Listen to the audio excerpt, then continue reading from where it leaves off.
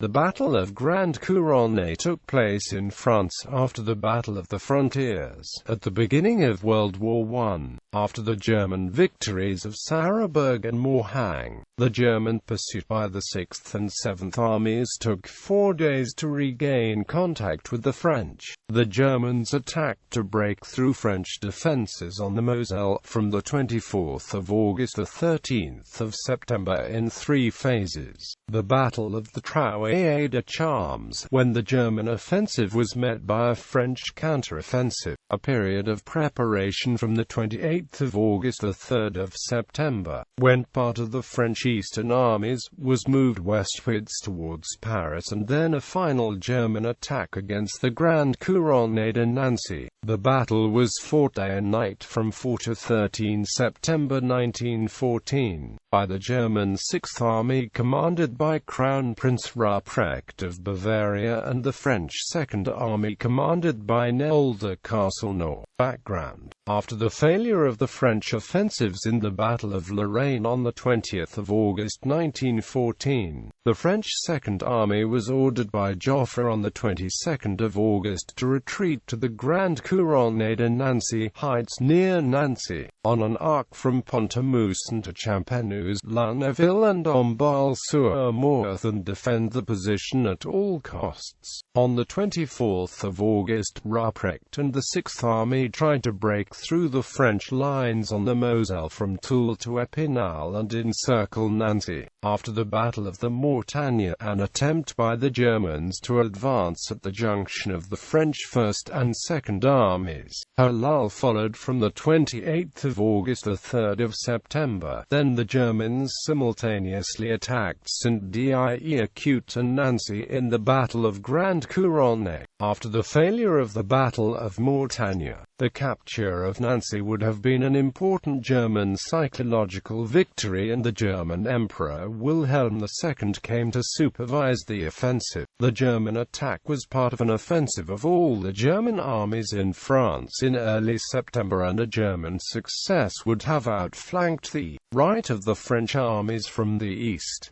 Castelnau had to send several divisions westwards to reinforce the Third Army. Prelude: German offensive preparations from the end of the Battle of the Trouée de Charmes on the 28th of August. Rupprecht and his Chief of Staff Conrad Kraft von Dellmensingen obtained more heavy artillery and managed to prevent the removal of troops to the eastern front. Moltke wanted attacks by the German armies on the eastern flank to resume, to prevent the French from withdrawing troops to the western flank near Paris. German preparations were sufficiently advanced for the offensive to begin during the night of the 3rd of September. French defensive preparations. Castelnau concluded that the losses of the Second Army and the withdrawal of forces to reinforce the Third Army made it unlikely that the Second Army could withstand another German attack, and submitted a memorandum to Joffre with the alternatives of fighting the battle without withdrawal, which would exhaust his forces, or falling back to 2 successive defensive positions, which would cover the right flank of the French armies from Verdun to Paris and delay the German advance. Battle. The German offensive began during the night of the 3rd of September against the fortifications of the Grand Couronné either side of Nancy, which pushed back the second group of reserve divisions with the 59th,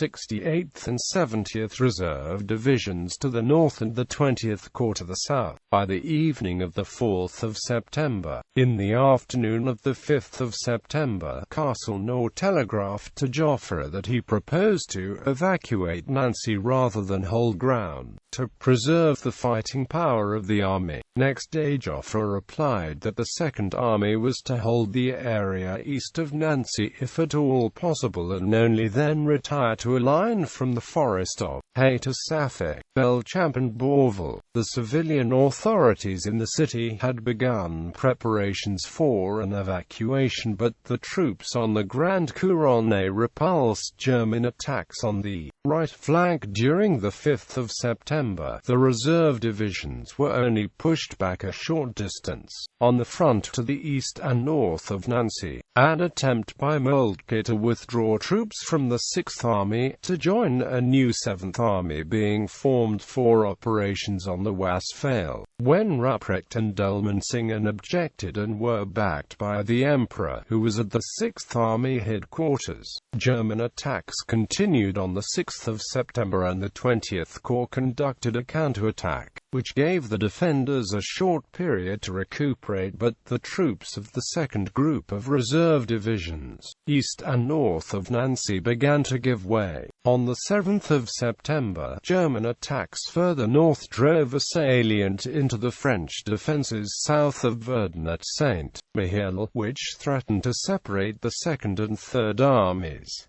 At Nancy, part of the 59th Reserve Division retreated from the height of Sainte-Geneviève, which overlooked the Grand Couronné to the northwest of Nancy, exposing the left flank of the 2nd Army and Nancy to envelopment. Castelnau prepared to withdraw and abandon Nancy, but was circumvented by the 2nd Army staff, who contacted Joffre, and Castelnau was ordered to maintain the defense of the Grand Couronné for another 24 hours. The French abandonment of the height of Sainte-Geneviève went unnoticed by the Germans, who had retired during the afternoon, and the height was reoccupied before they could react. German attacks continued until the morning of the 8th of September, then became less powerful as Moltke began to withdraw troops to the right flank of the German armies. Moltke sent Major Rode from his staff to the 6th Army, with orders to end the offensive and prepare to retire to the frontier. Only at this point did Rupprecht find out that the armies near Paris were under severe pressure. The attacks by the 6th Army diminished, and on the 10th of September, the army began to withdraw to the east. On the 13th of September, Pont-à-Mousson and Lunéville were recaptured by the French unopposed, and the French armies closed up to the Seine River, where the front stabilized until 1918. Aftermath analysis. The battles near Nancy contributed to the Allied success of the First Battle of the Marne, by fixing a large number of German troops in Lorraine. Attempts to break through between Toul and Epinal were costly to the Germans in manpower and supplies, which might have had more effect elsewhere. The German offensives failed and were not able to prevent Joffre from moving troops westwards to outnumber the German armies near Paris. Casualties. In 2009, Herwig read that in September, the 6th Army had 28,957 casualties, with 6,687 men killed, despite half the army being en route to Belgium. Most lost in the fighting at the Grand Couronné, and the 7th Army had 31,887 casualties, with 10,384 men killed. The German army never calculated a definitive casualty list for the fighting in Alsace and Lorraine, but the Bavarian official historian Karl Oehringer made a guess of 60% casualties, of which 15% were killed, in the 50 infantry brigades which fought in the region, which would amount to 66,000 casualties, 17,000 of them being killed, which the Velocelist bore out.